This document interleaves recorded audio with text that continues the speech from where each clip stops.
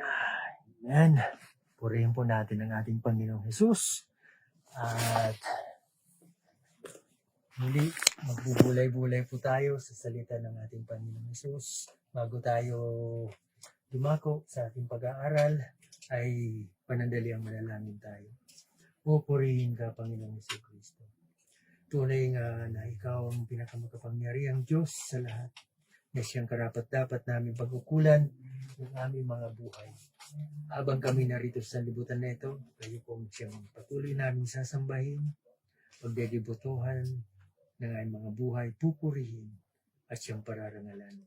Maraming salamat po dahil patuloy niyo kaming tinitipon sa lugar na ito na kung saan kami ay makapagpupuri sa iyo at makapag-aalay sa iyo ng aming mga buhay. Mangusap ka po, Panginoong Hesus, sa iyong mga salita na siyang aming mga pag-aaralan. Kayo ang magbigay sa amin ng lubos na pangunawa. At ito ay maintindihan namin nang kami ay ganap na makasunod sa iyo at may sa pamuhay ang iyong mga salita. Ganon din po, Panginoong Hesus, patuloy niyo pong basbasan ang aming mga ikaputhandog na siyang nakakasangkapan at nagagamit sa pagpapalawak at pagpapalago ng iyong ministeryo dito sa ibabaw namin. Pagpalain niyo po ang mga kamay na nakapag-aabot ng kanilang mga alay at maging dun sa mga hindi man nakapagbigay, kayo na rin po ang siyang patuloy na mag-bless ng sa ganon sa magkaroon din sila ng kakayahan para makapag-agapay din sa iyong iglesia. Purihin ka, Panginoong Hesus, at higit sa lahat, ang maihandog po namin ay ang aming buong puso, kaluluwa, lakas, at kaisipan. Tanging sa iyo lamang. Muli, walang ibang mapapuri at maluwalhati. Kundi ang iyong makapangyarihang pangalan lamang po, Panginoong Jesucristo. Amen. So, purihin natin ating Panginoon. Sa umagang ito, basahin natin yung 1 Peter chapter 2, verse 9. Isang talata lang po ito, pero marami tayong aral na makukuha dito. Sabi ni Peter, "But you are a chosen generation, a royal priesthood, a holy nation, his own special people, that you may proclaim the praises of him who called you out of darkness into his marvelous light." So, purihin ang Panginoon. Dito sa talatang ito, meron ditong binigay na 4 na descriptions si Peter of what God's people are to be. Kung paano sila maging, no? O naging. Sabi rito, a chosen generation, a royal priesthood, a holy nation, his own special people. So, si Peter, no, kinuha ang mga talatang ito from the Old Testament descriptions of the ancient nation of Israel. So sa paggamit niya ng mga talatang ito, nire-reinforce lang ni Peter yung mga writings ni Paul na yung New Testament church is new spiritual Israel. Basahin natin yung Galatians chapter 3 verse 29. May sinabi rito, no? And if you are Christ. So, yung Israel, no, ay nahiray nga ng Panginoon as a nation. Ngayon, yung mga Gentiles, pwede siyang magkaroon ng karapatan na maging spiritual Israelite kung sila ay mananampalataya sa Panginoong Jesucristo. So, yun yung means. Oh, ulitin ko. Galatians chapter 3, verse 29. And if you are Christ, sabi ni Paul, then you are Abraham's seed and heirs according to the promise. So, ito pa. Galatians chapter 6, verse 16. And as many as walk according to this rule, peace and mercy be upon them and upon the Israel of God. So, tayo mga hentil, nung manampalataya tayo sa Panginoong Jesucristo, nagkaroon tayo ng privilege para maging Abraham's seed. At tayo ngayon ay nataguriang spiritual Israelite. So, ano yung mga descriptions na ito? Anong pinapakahulugan ng mga descriptions na ito ni Peter, no? A chosen generation, a royal priesthood, a holy nation, and his own special people. So ano yung pinapakita nitong aral about the true church of God? At ano yung magiging impact nito sa isang Kristiyano sa kanyang pamumuhay sa araw-araw ng kanyang buhay dito sa ibabaw ng bundok ito? At ano yung connection ng Church of God, tayo, no? To the Old Testament Israel. So una, tingnan natin. You are a chosen generation. Kapag sinabing generation dito, hindi lang ito nangangahulugan doon sa mga tao na nabuhay doon sa isang panahon. No? Hindi ito yung gustong tukuyin ni Peter sa talatang ito. Hindi ito limited na God's chosen people to a single generation na kung saan nabuhay sila. Halimbawa, doon sa first century, no?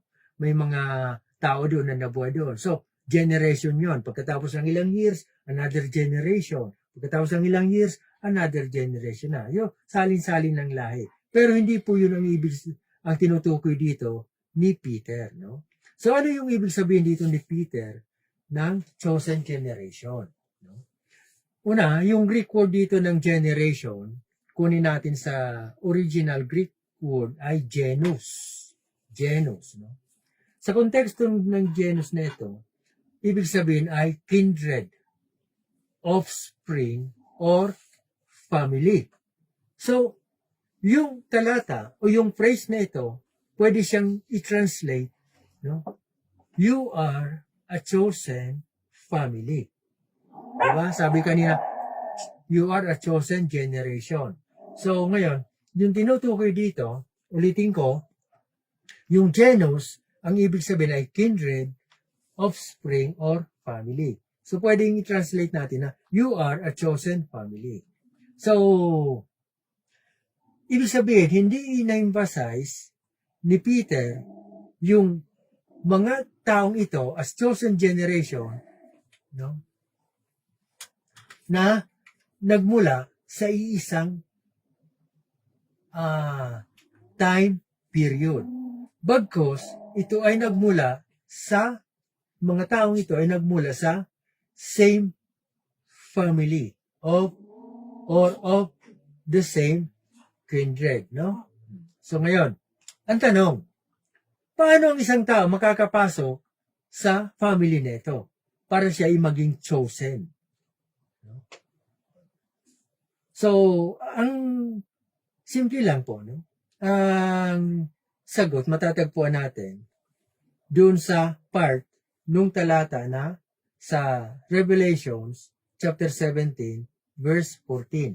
Basahin po natin, Revelations chapter 17 verse 14.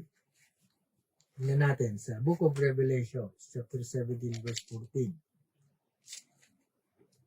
Sabi rito, John, the beloved,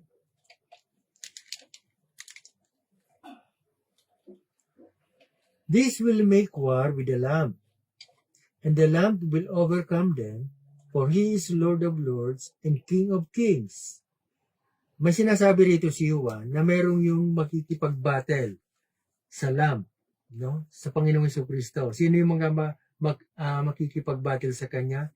Yung Antichrist, saka yung mga kampon niya. Pero sabi rito, no? And the Lamb will overcome them. Matatalo sila ng kordero. Figurative, no? Ang Panginoong Jesucristo. Ngayon, may karugtong. For he is Lord of lords and King of kings. Si Jesus ang tinutukoy. He is Lord of lords and King of kings. And those who are with him, yung mga kasama niya, are called, chosen, and faithful. So, no? Yun yung tinutukoy doon sa Revelation chapter 17, verse 14. Yung mga kasama ng Panginoong Hesus na makikipag-battle doon kay Satan, sa Antikristo, doon sa false prophet, kasama yung kanyang mga kampon, ay sino-sino? Called, chosen, and faithful. So ngayon, being called, no? Yung mga tinawag, siya yung first step of the process. Kasi tatlong bagay yun yung tinukoy dito sa Revelation 17:14. Eh. No. Paano tinawag? Una, basahin natin ang John chapter 6 verse 44. Meron dito tinutukoy. May sinasabi rito. No one can come to me, sabi ni Jesus, no? Unless the Father who sent me draws him, and I will raise him up at the last day. So may sinasabi ang Panginoon, walang makakalapit sa akin hanggat hindi sila inilalapit sa akin ng Diyos Ama. So, may sinasabi ang Panginoon na tayo pala hindi makakapunta sa Kanya unless the Father draws us near to the Lord Jesus Christ. Isa pa. Verse 65, same chapter, no? John chapter 6. And he said, therefore, I have said to you, no one can come to me unless it has been granted to him by my Father. So, yung mga tinawag, ang nagpalapit pala kay Jesus ay ang Diyos Ama. Of course, yung Holy Spirit din. Kasi doon sa Book of John, chapter 16, sabi doon, ang banal na Espiritu, siya yung convictor of the Word. Siya yung nagko-convict at siya yung nag-aakay ng tao papunta sa Panginoong Jesucristo. No? So, may mga nakapalo pa ditong ibang mahalagang aral, pero hindi na natin tutukuyin yun kasi, no? Ang Panginoong Hesus, siya rin nagpapalapit ng tao sa kanyang sarili. Doon sa mga talatang ito, sinasabi rito na yung Diyos Ama. No? Makikita natin, no? Diyos Ama. Tinawag tayo para saan? Lumapit sa Panginoong Jesucristo. So we are called. Sabi doon, no? Ano naman yung being chosen? Ito ngayon. Pag sinabing chosen, ito na, nangangahulugan na yung tao na pinapalapit sa Panginoong Jesucristo, kinakailangan niyang tumugon dun sa calling na yon by believing and acting on that calling. Kasi lahat naman tinatawag na lumapit kay Jesus eh. Maski ang Panginoong Hesus nananawagan papunta sa kanya ang tao. Subalit, ang tao ay, no, maraming tao, hindi tumutugon sa pagtawag na yon ng uring Diyos. Tawag ng Ama, Diyos Ama, tawag ng Panginoong Jesucristo, tawag ng Holy Spirit, no, papunta saan? Kay Jesus Christ. So, para maging mahirang, mapili, kinakailangan tumugon. Ano naman yung pagiging faithful? Kasi called, chosen, faithful. Chosen tayo, kaya tayo napunta dun sa chosen family. Pero yun yung second step of the process. Kasi tatlong bagay yun eh. Inuulit ko yung sa Revelation chapter 17, verse 14. Called, chosen, and faithful. So ngayon, ano naman ang ibig sabihin ng pagiging faithful? Ito na ngayon.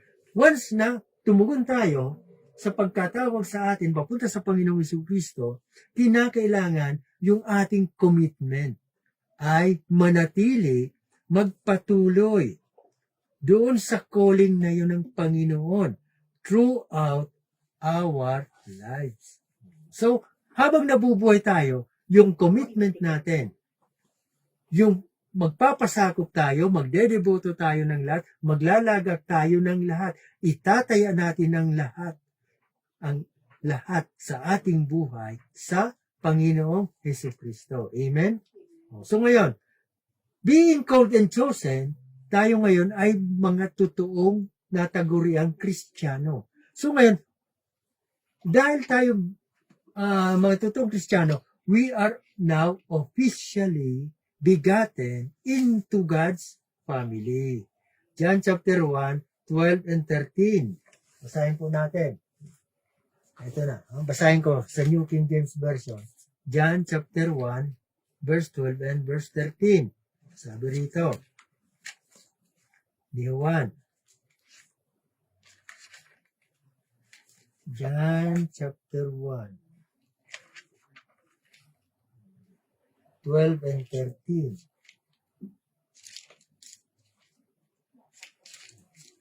Sabi rito, but as many as receive Him, ito na, yung mga tumanggap sa Panginoong Hesukristo. To them, He gave the right to become children of God, to those who believe in His name. Verse 13, who were born not of blood, nor of the will of the flesh, nor of the will of man, but of God. So, no? Merong may nakapaloob yan eh. Yung pagiging born again, nariyan din eh. So, not born by the will of man. So, ibig sabihin, pinanganak tayo by spirit. No? Doon nakatala yan dyan sa John chapter 3, verse 5. Unless a man be born of the spirit of water, he cannot enter into the kingdom of God. So ngayon, dahil tayo ay naging mga anak na ng Diyos by adoption, no? But as many as received Him, ulitin ko, John chapter 1, verse 12. He gave the right to become children of God, who were born not of blood, nor of the will of the flesh, nor of the will of man, but of God. So, we are now officially begotten into God's family. So, ngayon, si Jesus ngayon, ang Panginoong Jesucristo now becomes our spiritual father. No? Kaya nga si Jesus yung ating spiritual father kasi siya yung nagbigay sa atin ng karapatan. Di ba? Siya rin yung ating everlasting father. Isaiah chapter 9 verse 6. So, ngayon. So, yun, no? Ang ibig sabihin ng chosen generation or chosen family. Isa pa, sa katotohanan din, no? Ang church tayo, bilang mga naturingang church, kapag sinabi palang church, no? Sa Greek word, ito ay ecclesia or iglesia. Two words siya, no? Nang ibig sabihin ay called out. Mga tinawag. Called out of darkness into His marvelous light. So kapag sinabing church, hindi lang ito limited sa structure or sa building. No? Figuratively, yung mga tao na tinawag mula sa dilim, papunta sa papunta sa marvelous light of the Lord Jesus Christ. Yung mga tumugon, no? Sa pagtawag na yon, nangangulugan na church.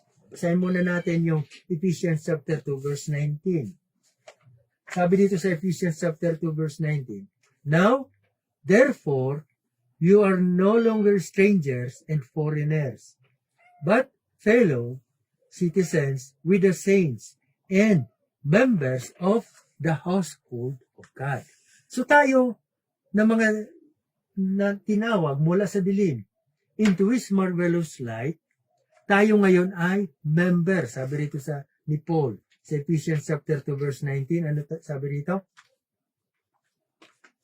We are members of the household of God. So consider tayo na members of the family of God. No? So, walang pinagkaiba doon sa sinabi ng Panginoon nung dinidescribe niya yung kanyang relationship with Israel in the Old Testament.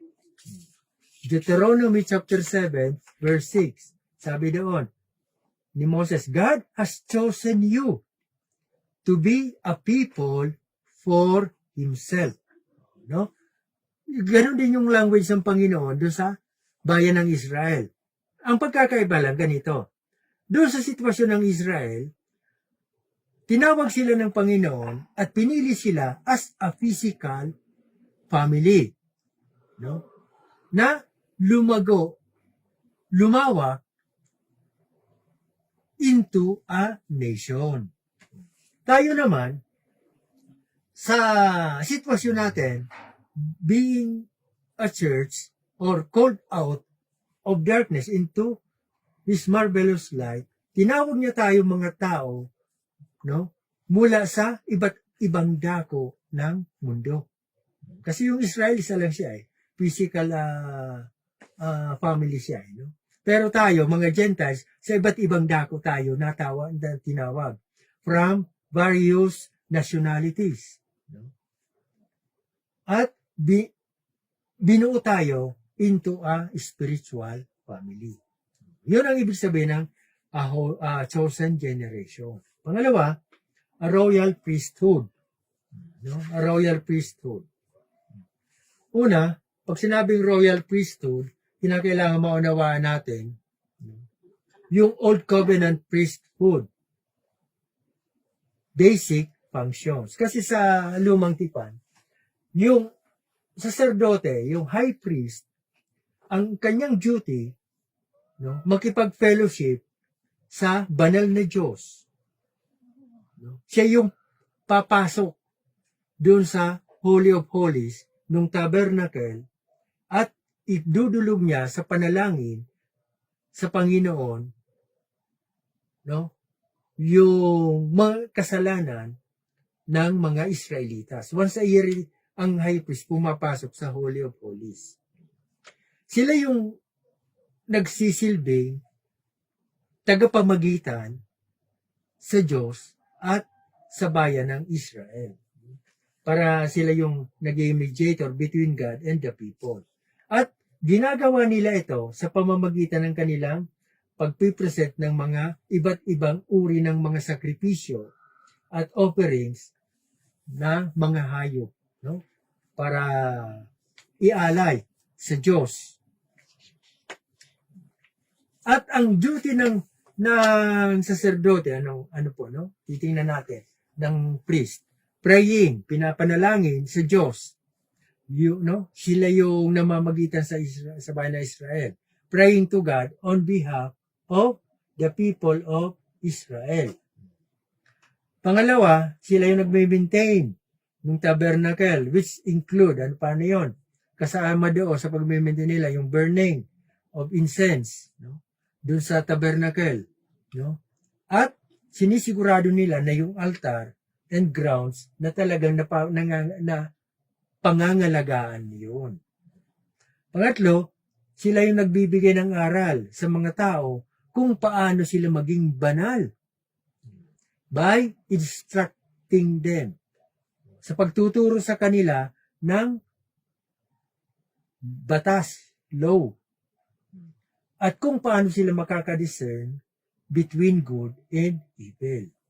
So, yun yung trabaho ng sacerdote. Napakahalaga ng mga ito na ginagampanan ng priest, high priest, para ang tao na ang mga people of Israel magkaroon ng magandang relasyon sa Panginoon. Ito ngayon. Subalit, nung si Jesus magkatawang tao, nung itatag niya yung kanyang iglesia, hindi siya nag-ordain ng physical priesthood na manguna dito sa church, sa kanyang church. Bagkos, siya ay nag-institute ng new kind of leadership. Office.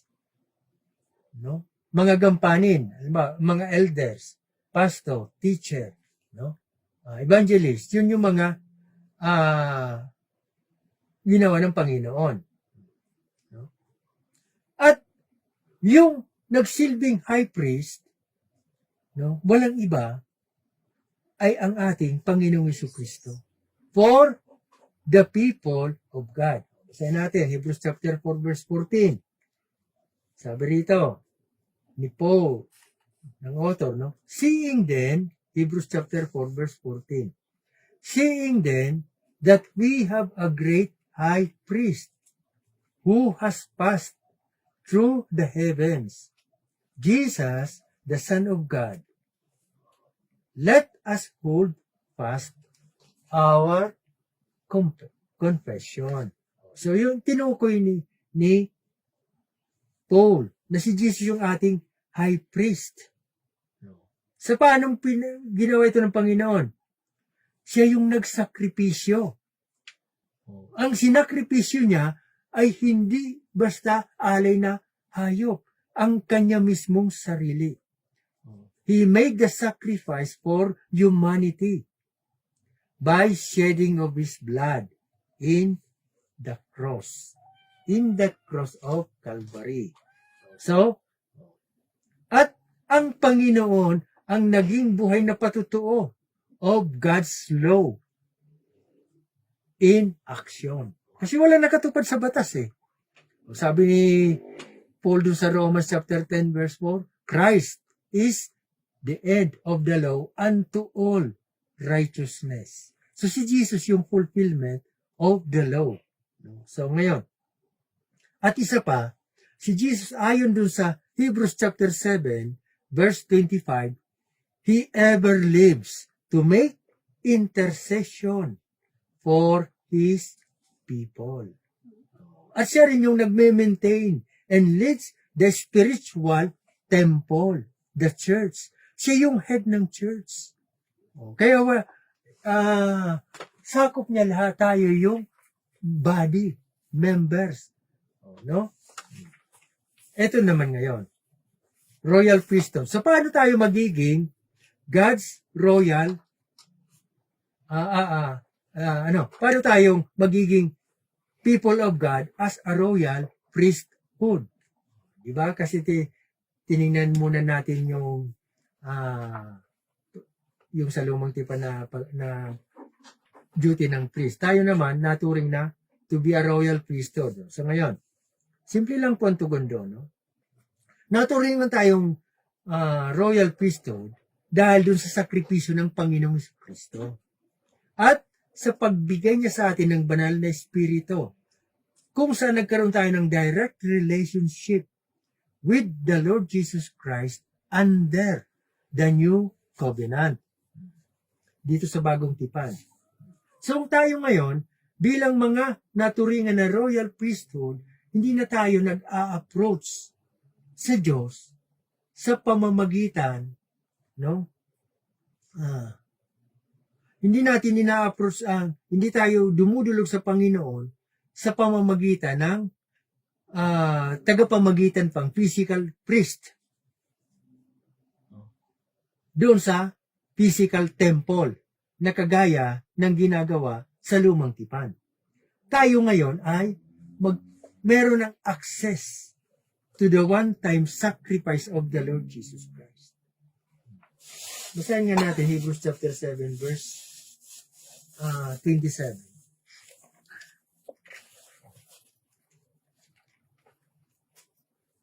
Hebrews 7:27. Hebrews chapter 7 verse 27. Tingnan nga natin dito.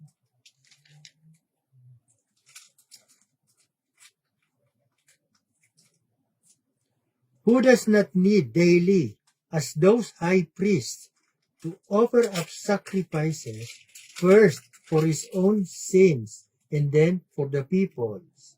For he did once for all when he offered up for himself. So si Jesus na yung high priest, no? So tayo bilang nataringan na priest, no? Direkta na tayo na nakadudulog kay Jesus, dahil meron na tayo direct relationship with the Lord Jesus Christ, no? Under the new covenant. At ngayon, paano naman natin mapupulfill yung mga offerings na yon, kagaya nung ginagawa ng priest doon sa lumang tipan na nag-aalis sila ng kanilang mga offerings sa pamamagitan ng mga grain offerings, burnt offerings na hayop, tayo naman ngayon, as followers of the Lord Jesus Christ or Christians, na fulfill natin yung ating bahagi of the symbolism of the old sacrifices. Paano? By presenting our life as a living sacrifice. Romans chapter 12 verse 1, sabi ni Paul, I beseech you therefore, brethren, by the mercies of God, that you present your bodies as a living sacrifice, holy and acceptable to God. At isa pa, makakadirekta tayo ng manalangin sa Panginoong Hesukristo. John chapter 14 verse 13, sabi ni Jesus, whatsoever you ask in my name, that will I do, that the Father may be glorified in the Son. Pagdating sa 14, whatever you ask in my name, I will do it. So, napakalinaw. No? Na nakakadirekta tayo ng pagdulog sa Panginoong Jesucristo na. Wala nang harang. No? At yung batas noon na pinapangaral ng mga saserdote sa bayan ng Israel, yung God's law, nakatala yan ngayon sa ating mga kalooban. Written on our hearts. At ngayon, dahil sa mga salita ng Panginoon na nakatala sa ating kalooban, marunong tayo mag-discern. Nadidiscern na natin yung evil from good. No? So, yun nga sinabi ng Panginoon, no? Kaya nga sabi ng Panginoon, man shall not live by bread alone, but by every word that proceeds out of the mouth of God. So, nangangahulugan na napakahalaga ng spiritual na pagkain sa bawat isa sa atin. Para nang sa ganun, lumago tayo. At yung mga salita ng Panginoon, siya yung magbibigay sa atin ng karunungan para ma-discern natin kung ano yung mabuti at kung ano yung masama. So, ngayon, by carrying out these formerly priestly duties in our lives, tayo ngayon, no? Napiprepare tayo. No? Naihahanda tayo to serve as kings and priests over the earth during the millennial reign of Christ. Kasi sa millennial reign of the Lord Jesus Christ, no? Yung mga nakasama sa kanya sa rapture, yung mga nakasama doon sa first resurrection, kasama ng Panginoon na mamumuno dito sa lupa for 1,000 years. So, kumbaga, sa kasalukuyan pa lang, piniprepare na tayo, inihanda na tayo sa tungkulin ng pagiging saserdote. Basahin natin, Revelations chapter 5 verse 10. And have made us kings and priests to our God, and we shall reign on the earth. So, kailan ito magaganap na mag-ari dito? Para sa tayo as kings and priests ng ating Panginoon na kasama niya na mamumuno dito sa lupa sa millennial reign of the Lord Jesus Christ. No? So, tuloy po tayo. So, ano na kanina? Chosen generation, a royal priesthood. Pangatlo, a holy nation. Ito naman description na ito ni Peter, no? Ay another direct reference kung ano yung dinidesire ng Panginoon sa bayan ng Israel sa lumang tipan. Basahin natin yung Exodus chapter 19 verse 6. Sabi rito, and you shall be to me a kingdom of priests and a holy nation. So, klarong-klaro, no? Ang gusto ng Panginoon doon sa bayan ng Israel, ayon dito sa Exodus chapter 19, verse 6, ay maging isang bansa na banal. Kasi ito yung pagkatawag sa kanila ng Panginoon. Maging banal sila. Kaya lang, babalikan natin ang history ng Israel. Bumagsak sila sa panuntunan na yon ng Panginoon. Doon sa standard na yon ng Panginoon. Israel fell far short of that standard. Hindi sila na-characterize by holiness. So, ngayon, tayo naman, bilang mga naturingang church, mga tinawag na, chosen, kinakailangan magkaroon tayo ng pagkakaiba. No? Kinakailangan ma-personify, magkaroon tayo ng kabanalan sa ating mga buhay, sa ating pang-araw-araw na pamumuhay dito sa ibabaw ng lupa. Paano yan, no? Sabi sa 1 Peter chapter 1 verse 15 and 16. Sabi ni Pedro, "But as he who called you is holy." Yung tumawag sa inyo ay banal. "You also be holy in all your conduct, because it is written, be holy, for I am holy." Yung sinasabi dito, yung tumawag sa atin ay banal ang Panginoong Jesucristo. So nangangahulugan or kinakailangan na kung banal ang tumawag sa atin, kinakailangan tayo ay magkaroon din ng kabanalan. No? So yun yung ibig sabihin. A holy nation. A holy nation. Ano naman yung ibig sabihin ni Peter nung tinawag tayong God's people, a nation, as a nation? Kasi banal eh.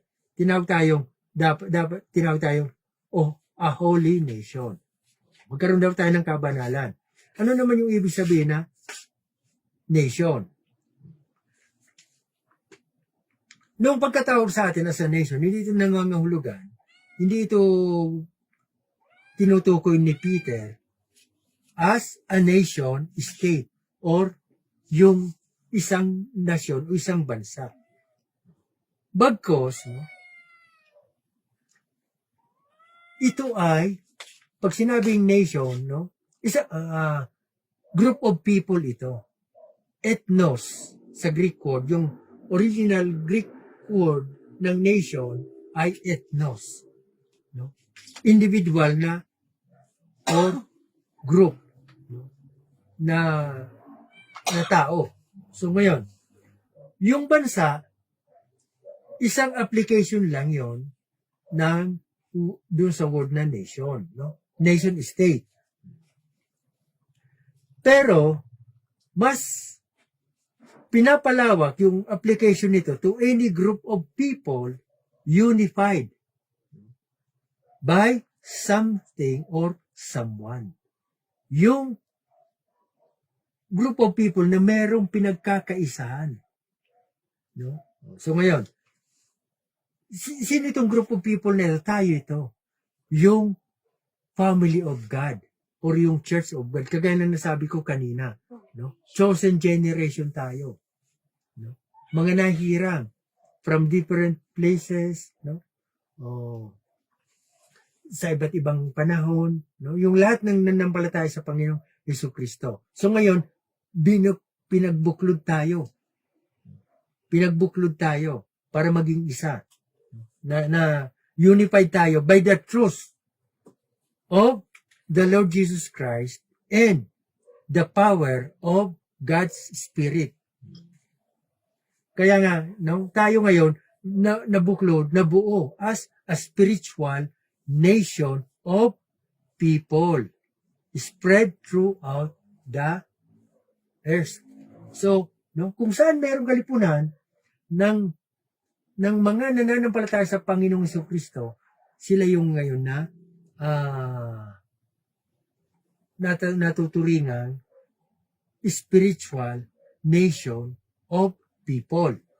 No? So, dapat maging klaro yon. So ngayon, ang gusto ng Panginoon, Ephesians chapter 5 verse 27. Ang gusto ng Panginoong Jesus sa kanyang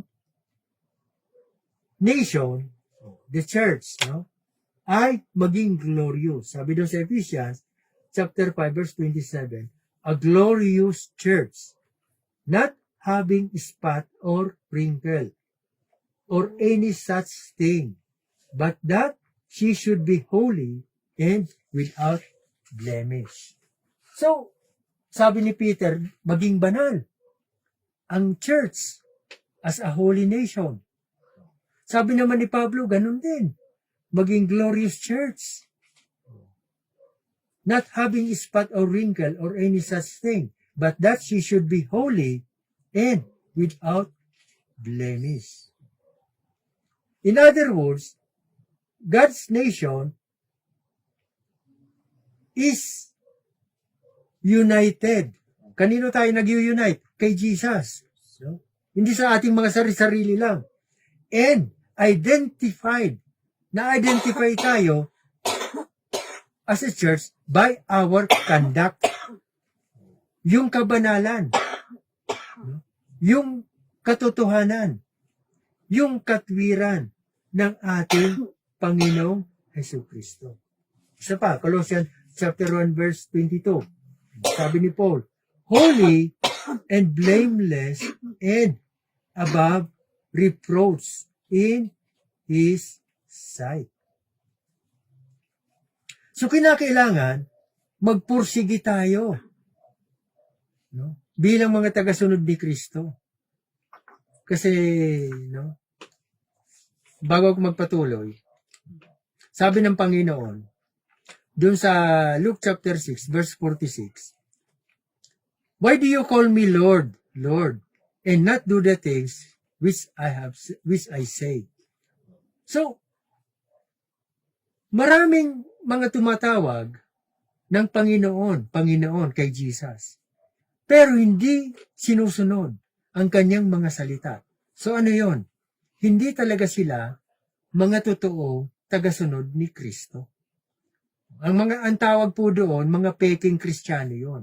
False Christians, mga counterfeit Christians. Kasi ang totoong nagsasabing Kristiyano, sumusunod sa Panginoong Jesucristo. No? So, ngayon, tuloy po tayo. Kinakailangan makita sa atin yung katotohanan ng Panginoon. Kasi, ang pagiging Kristiyano, hindi lang ito set of belief. Hindi lang ito, tumawag ako kay Jesus, nag-attend ako ng church. Ibig ba sabihin nung Kristiyano ka na?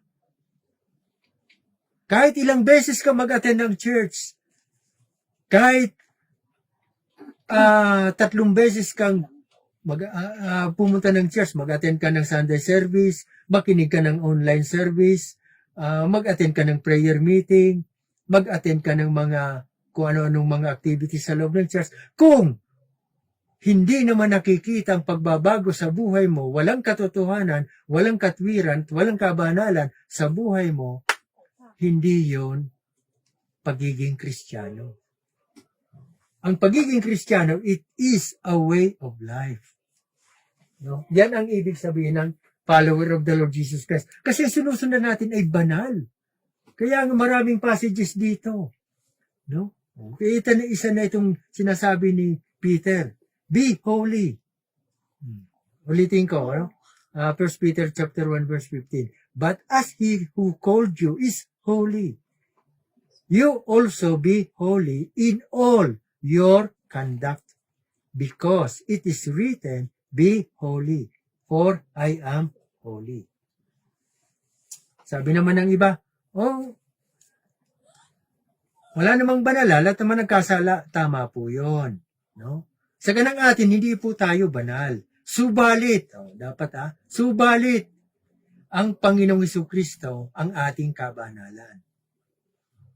1 Corinthians 1:30 sabi ni Paul, "For we are in Him who became for us wisdom, righteousness, sanctification, and redemption."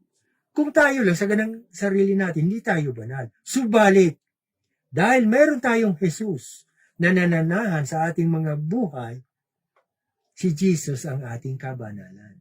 So kung ano yung gusto ng Panginoon, magmamanifest yun. Kung talagang meron tayong Jesus. Hindi lang basta bukang bibig. Iiral yung kabanalan ni Jesus. So yung kabanalan, katwiran at katotohanan, manifestation yun ng Panginoong Jesus sa ating mga buhay. Amen?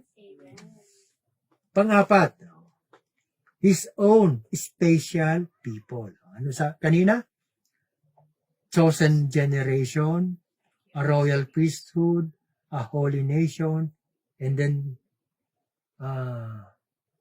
fourthly, His own special people. Sa paggamit ni Peter dito sa descriptor nito, muling pinahayag ni Peter kung ano yung desire ng Diyos sa bansang Israel. Basahin po natin, Deuteronomy chapter 26, verse 18. Sabi dito ni Moses, "Also today, the Lord has proclaimed you to be His special people, just as He promised you that you should keep all His commandments." Sa ibang translation, peculiar people. Naiiba talaga tayo. No? Special. Naiiba. Peculiar sa ibang translations. Ngayon, kung tutuloy-tuloy natin ang basa doon sa Deuteronomy chapter 26, no? Bago itong 18, doon sa verse 16 na 17, no?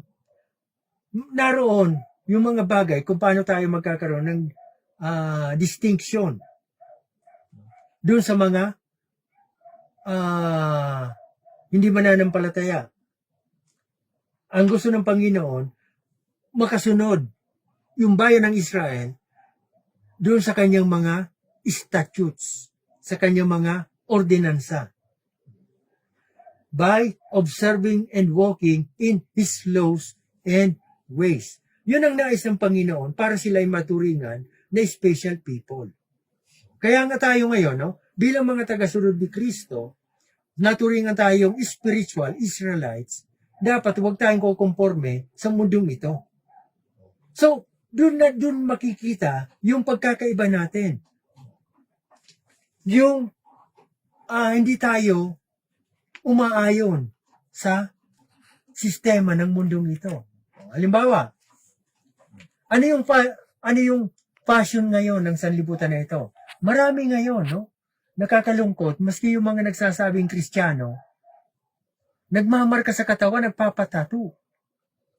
Maski yung mga nagsasabing Kristiyano, nagpapalagay ng hikaw-hikaw. Kasi sabi nila, wala namang masama, passion yan eh.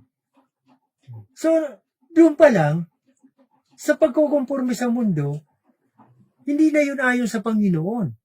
So, ibig sabihin, wala naman tayo, kung gano'n ang gagawin natin, hindi tayo naturingang peculiar people. Wala tayong pinagkaiba sa kanila. Okay. No? Tama, generic. No, common. So, sabi nga ng Panginoon, sabi ni Peter, you are His own peculiar people. So, huwag tayong maayon sa mundo. Kaya nga, kung hindi tayo maayon sa mundo, sabi ng mga nasa sanlibutan, ang weirdo mo naman. Di ba? Ang turing nila sa atin, weird. Kasi nga, naiibahan sila sa ating mga pagkilos, naiibahan sila sa ating mga sinasabi, naiibahan sila sa ating mga ginagawi, sa ating inaasal. So, ibig sabihin, naroon yung talagang nakakasunod tayo sa Panginoon dahil hindi tayo umaayon sa sanlibutan na ito. Sabi ni Paul, ano yun? Ulitin ko, Romans 12:1 and 2, I beseech you therefore, brethren, by the mercies of God, that you present your bodies as a living sacrifice, holy and acceptable to God, which is your reasonable service. Pagdating sa susunod na talata, and be not conformed to this world, but be renewed. Magkaroon kayo ng pagbabago by, and be transformed. Magkaroon kayo ng pagbabago by the renewing of your mind. So may setting of the mind. Paano tayo magkakaroon ng pagbabago na nagsasabing Kristiyano kung ang setting of the mind ay nasa sanlibutan? So kinakailangan yung setting ng ating pag-iisip ay nasa kay Kristo. Kasi naroon sa sinabi ni Paul, and be transformed by the renewing of your mind. Yun pala yung susi. Sa pagbabago, may setting of the mind. Malawak itong usaping ito. Basahin nyo na lang po yung Romans chapter 8. Nakapaloob doon yung setting of the mind. So kinakailangan yung focus ng ating attention kay Jesus para mabago yun ng lubos ang ating buhay. Tuloy po tayo. No? So ang gusto ng Panginoon sa bansang Israel, to observe His laws and to walk in His ways. Kaya lang, kagaya ng nabanggit ko kanina, no? Itong mga Israelitas na ito, they consistently failed to fulfill God's purpose for them. Napakaganda ng layunin ng Panginoon sa kanila. At ganoon din sa atin. No? Kasi spiritual Israelite na tayo eh. Napakaganda ng layunin ng Panginoon sa atin. Subalit,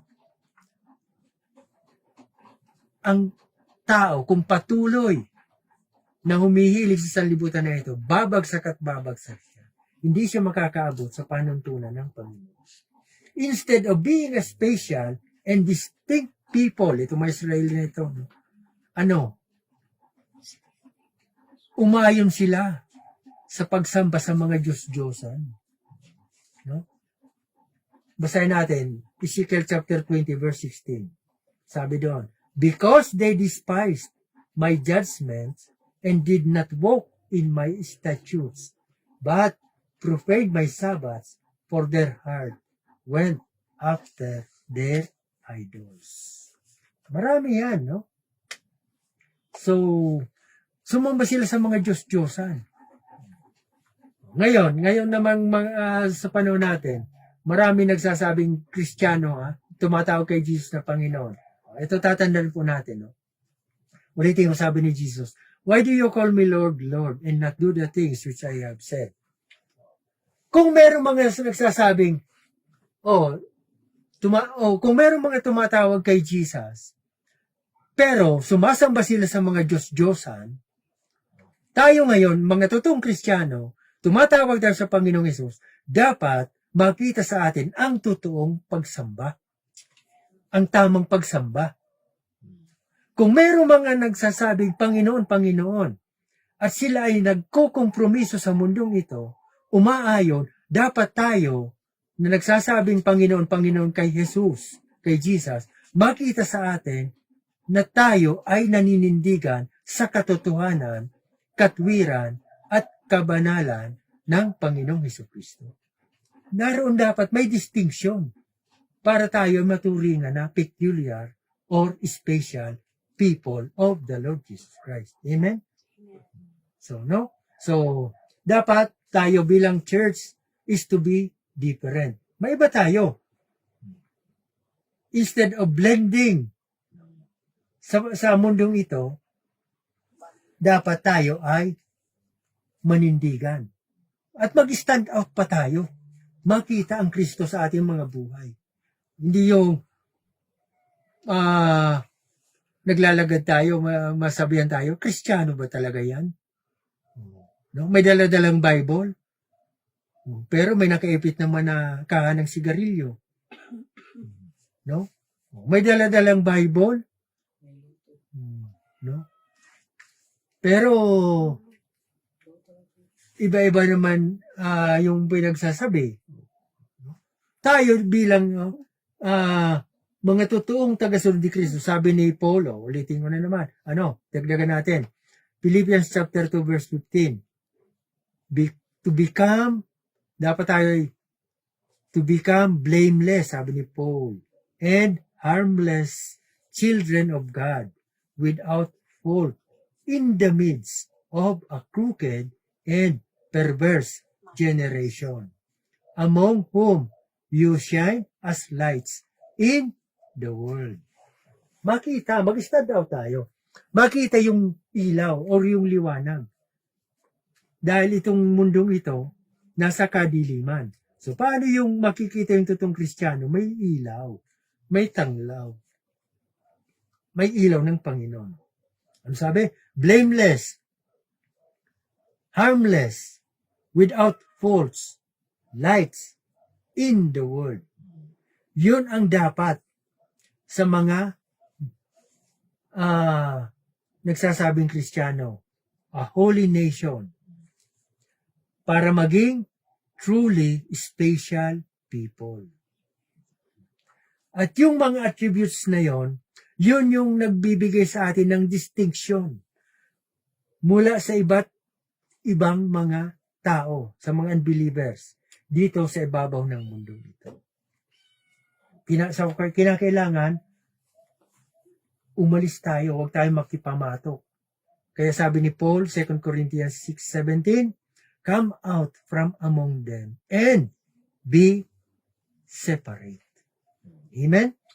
So, 4 na description. A chosen generation, a royal priesthood, a holy nation, and a special people. So, ganun ang magiging. So, ngayon, para saan? Yon. Pagkatapos na ma-identify ni Peter yung 4 characteristics of the Lord's people, tayo yun, the church.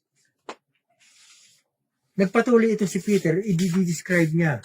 Ngayon, kung paano naman tayo, kung ano yung magiging nito para sa atin, sa ating buhay. Tuloy natin yung basa. Doon sa 1 Peter chapter 2 verse 9. Ulitin ko, tutuloy natin sa yung basa sa 1 Peter chapter 2 verse 9. Basahin ko yung basa. But you are a chosen generation, a royal priesthood, a holy nation, His own special people. Para sabi ni Peter, pagkatapos siyang ma-describe, ito, para saan? That you may proclaim the praises of Him who called you out of darkness into His marvelous light. So, narito yung reason.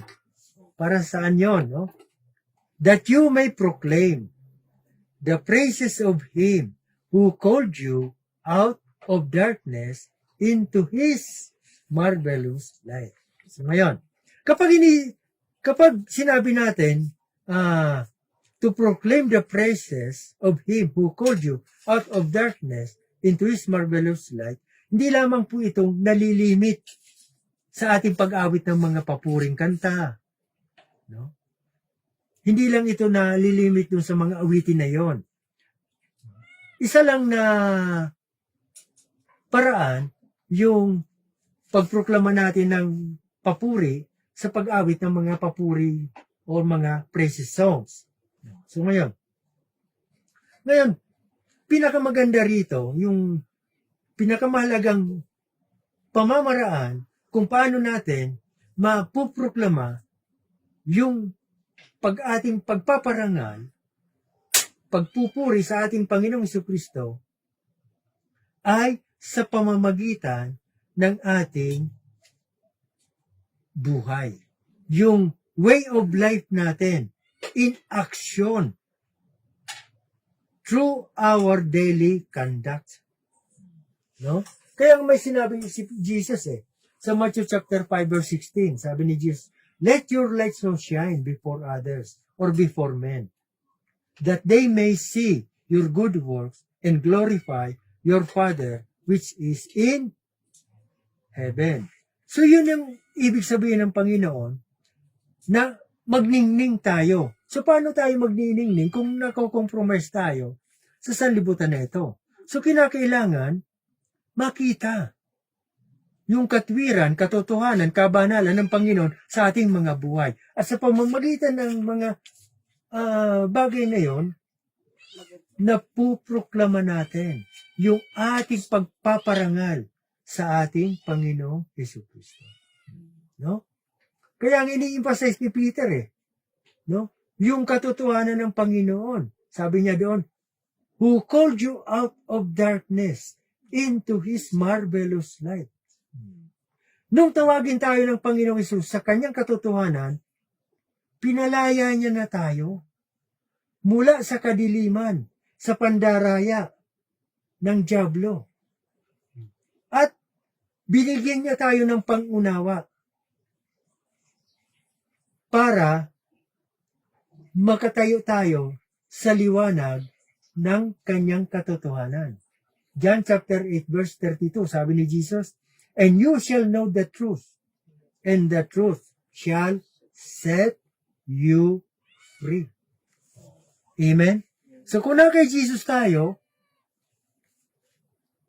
freed tayo from the bondage of sin, of darkness. Iiral at iiral yung katotohanan. So makikita talaga yung distinction ng mga false Christians sa totoong Kristiyano kasi peculiar people dito sa mga talatang ito.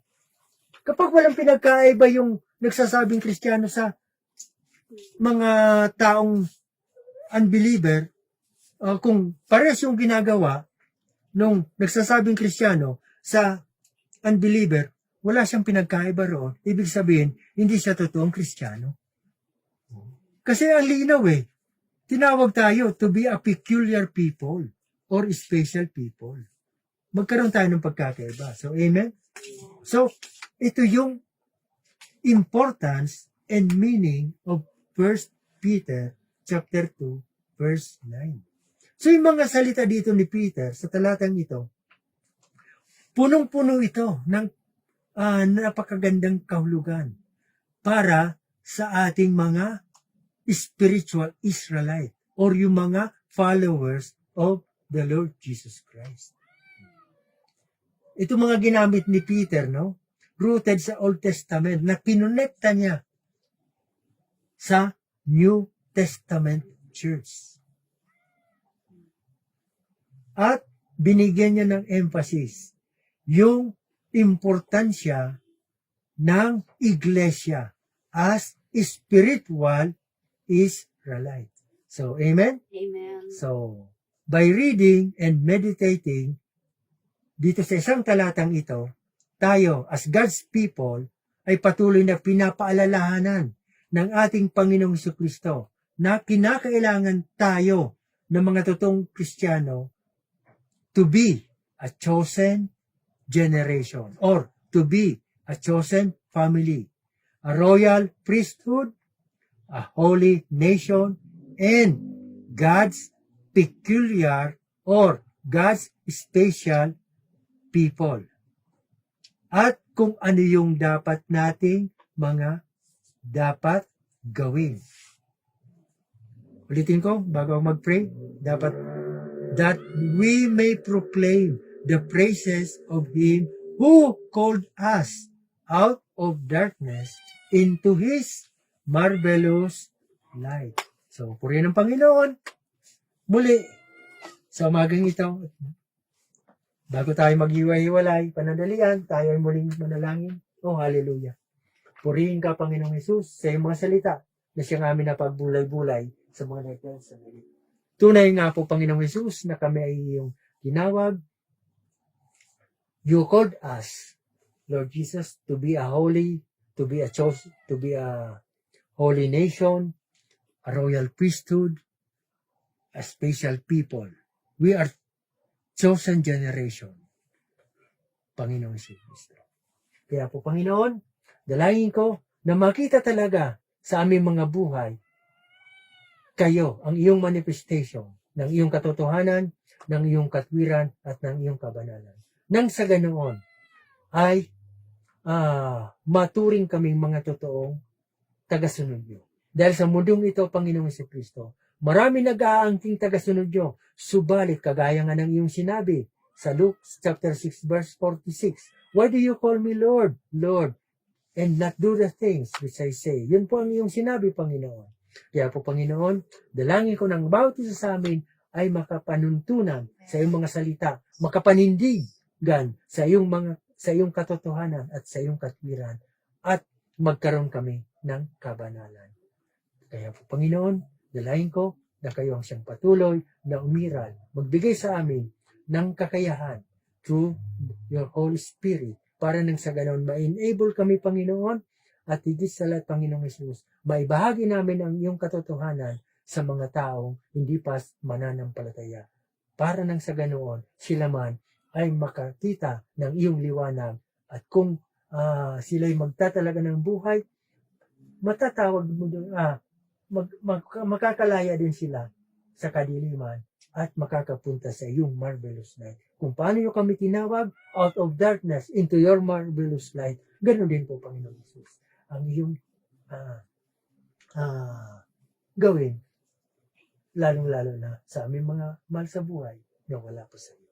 Salamat muli, Panginoong Jesus, sa umagang ito, at hanggang sa mga susunod pang araw, Panginoong Jesus, dala-dala namin ang iyong pagpapala sa pamamagitan ng iyong mga pangako sa iyong mga salita, at kami ay patuloy na mamumuhay ayon sa iyong katwiran, katotohanan at kabanalan. Purihin ka, Panginoon Jesus, at ang dalangin ko na patuloy niyo kaming ingatan, patnubayan sa lahat ng aming gagawin, dahil doon lamang po magkakaroon ng kabuluhan ang aming mga buhay kung kami ay talagang nakalakip sa iyo ng todo. We love you so much, Lord Jesus Christ. Purihin ka, at walang ibang itaas, maparangalan sa buhay ng bawat isa sa amin kung hindi kayo lamang po, Panginoon Jesus. We love you so much, Lord Jesus Christ, at lahat na po ng aming mga panalangin ay patuloy naming hinihiling tanging sa makapangyarihang pangalan niyo lamang po,